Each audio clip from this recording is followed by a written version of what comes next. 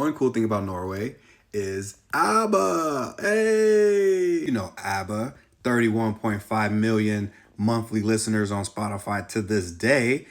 Hits like Dancing Queen, Gimme Gimme Gimme, A Man After Midnight. We got Mamma Mia, Voulez-Vous is one of my favorite ones. You know ABBA. ABBA truly came to prominence winning the 1974 Eurovision music competition with the song Waterloo. And I know what you're already going to say. You're going to be like, but Rob, ABBA is not Norwegian, they're Swedish.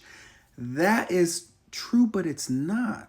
Now, ABBA stands for ABBA, which is the names of the four members of ABBA, Agnetha, Bjorn, Benny, and Anni-Frid. But who is Anni-Frid? Let's look into her.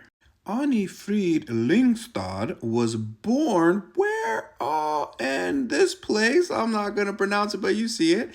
In Norway. Whoa, she was born to a Norwegian mother and a German father in Norway. She was born in 1945, and I don't know if you heard, but there was some pretty heavy stuff happening around the world in 1945.